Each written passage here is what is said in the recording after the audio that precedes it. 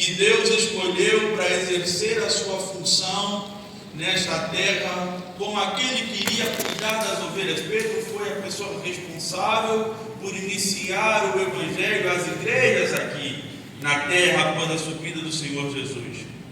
E neste episódio em específico, é mais um dos episódios em que nós vemos Pedro, nosso irmão, aquele que era o extremo e o nada ao mesmo tempo, nos passando mais uma experiência da nossa própria vida, uma leitura que nós podemos fazer em relação à nossa própria vida. Neste momento específico aqui que João relata, Jesus Cristo já havia sido crucificado, já havia sido morto e também já havia ressuscitado.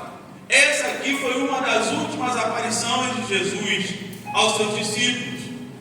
Jesus Cristo já havia aparecido a Pedro antes. A Bíblia não relata o que Jesus falou com ele, simplesmente o apóstolo Paulo e o próprio João relatam que Jesus apareceu a Pedro. Jesus Cristo já havia aparecido a Tomé. Se você ler um pouco antes, vai ver que um episódio antes desse foi o momento em que Jesus mandou Tomé enfiar mesmo o dedo nos buraquinhos da mão para ver mesmo que era Jesus, ok? Então, quer dizer, eles já tiveram acesso a Jesus. Mesmo após a morte, todo aquele turbilhão, os discípulos já haviam acessado a Jesus. Mas entenda algo interessante, que é importante você compreender, é que nós homens passamos por situações, e por mais das vezes que Deus se revela a nós ainda permanecemos na nossa condição de tristeza profunda. Pedro já havia visto Jesus, Jesus já havia falado com ele, mas eles estavam passando num processo duro de despedida, porque até então também não tinham compreensão geral de tudo que iria acontecer pela frente. A Bíblia vai dizer que Pedro e os demais discípulos estavam sentados próximo ao mar. Geralmente quando estamos abatidos, tristes, cabisbaixos, se temos a oportunidade, nós vamos aonde? Ao mar, né? Você vai lá, fica a onda balança, chua. Você fica olhando, tipo de onde olhar, você está tipo maluco, andar na praia, andar para um lado, principalmente os adolescentes, os jovens que são apaixonados, quando sofrem decepção, qual é o lugar que ele vai alegrar o coração? No mar, ele fica olhando o mar, diz lá, aquela me abandonou, me deixou, o coração está triste, chora. Depois vai embora, ok? É no mar, não é isso? Vai mentir. Eu estou falando, eu também já fiz isso. Eu fui no mar, fiquei olhando o mar assim, também estou tipo maluco que deixou embora. O Pedro estava lá, os discípulos estavam lá. Situação difícil para eles. O lugar de segurança que eles tinham, tudo que eles haviam aprendido, foi embora com Jesus. Eles não tinham compreensão do que viria pela frente. Era um tempo difícil. Era um tempo complexo de diversidade. Pedro havia passado por uma situação complicada que nós lemos anteriormente. Ele havia negado Jesus. Negou Jesus 3 vezes. Chorou. Estava abatido. Há momentos, irmãos, que não tem como você se encontrará em situação que a tua alma estará abatida. Os irmãos da igreja vão chegar para você e falar: calma, tudo vai ficar bem. Você na tua cabeça fala: vai ficar bem. Se esse irmão souber meu problema, esse nem sabe o que está falando. Porque quem vive a luta é que sabe. Quem vive o problema é que conhece. Pode falar de melhores palavras, a palavra mais bonita, nada vai te acontecer. Porque o teu coração, a tua alma está o quê? Abatida. E os discípulos haviam visto Jesus, sabiam todas as promessas de Jesus. Eles falaram: eu vou, mas eu vou voltar, eu vou ressuscitar. Vamos enviar um outro consolador. Não se preocupe, tudo vai dar certo. Irmãos, nada adiantava. Nada adiantava. Até que Pedro olhou para os amigos: sabe o que? Vou embora pescar na minha vida. Vou embora procurar meu caminho. Os outros também olharam, estão todo mundo perdido, também vamos só. E aí, há um lugar muito complicado que às vezes nós chegamos, se não tivermos atenção máxima, podemos entrar em uma complexidade da vida muito séria. Geralmente o lugar que nos traz conforto e segurança não é um lugar que vai nos dar a melhor resposta.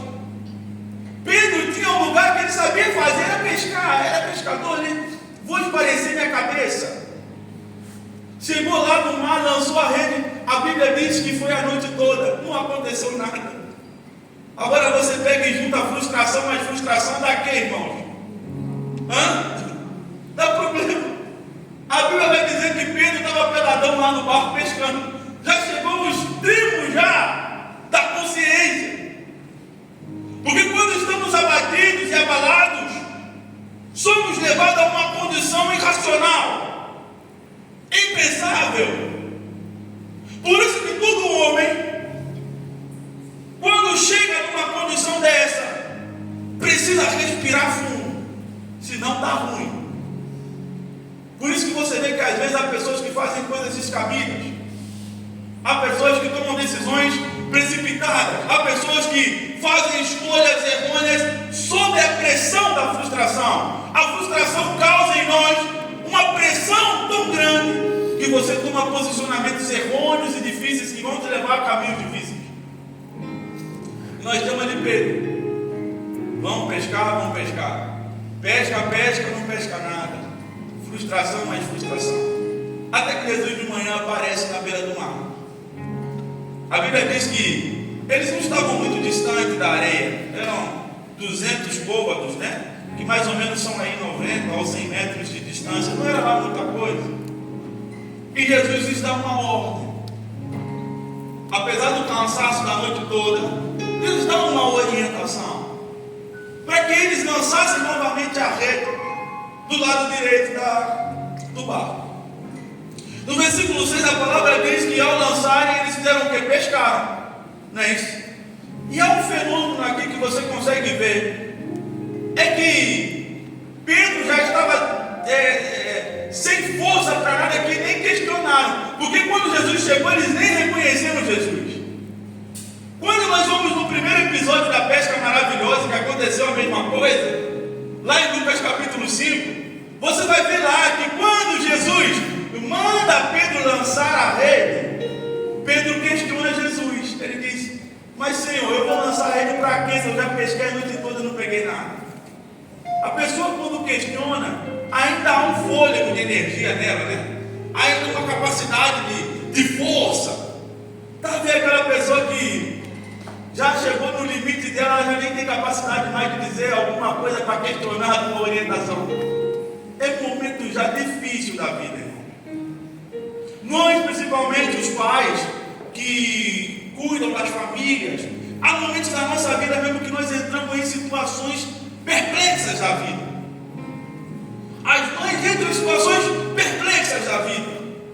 Os jovens entram em situações perplexas da vida.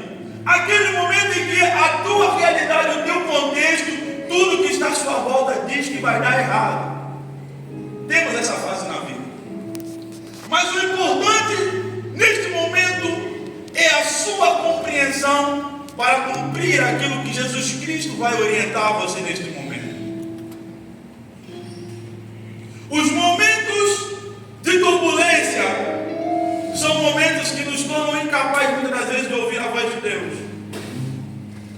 Eu passei essa fase, eu passei esse processo de eu não conseguir ouvir a voz de Deus, mesmo Deus me dizendo tudo vai ficar bem. Irmãos, era mesmo desespero. E quando você está em desespero, você faz de tudo menos ouvir Deus. Você fala à toa, você fala contra até Deus, você toma decisões difíceis, você entra por caminhos errados, porque você já está incapaz de ouvir aquilo que Deus tem para te orientar. E a nossa fé, irmãos, por mais que falamos dela, não é uma coisa tão simples de exercer e de praticar. Não é fácil, irmãos. Você fala, irmão, tem fé. Mas é aquele momento que alguém vai conversar com ele, dá de contar o problema dele, você fala, irmão, tem fé, mas você mesmo no teu coração, a tua fé mesmo está abalada. Tem fé, mas você mesmo está falando, será que eu vou comer hoje? Será que vai dar certo aquilo que eu vou fazer hoje? Mas você está falando, quanto tem fé? Porque a fé não é uma prática tão simples. No momento da dificuldade, da adversidade, acreditar, confiar é o mais complexo que nós temos. Porque nós somos movidos por aquilo que nós vemos, por aquilo que nós temos, por aquilo que existe diante de nós. Nós somos movidos pelas oportunidades que são concretizadas. Agora, quando os ambientes nos levam a uma condição negativa, ter fé é complicado.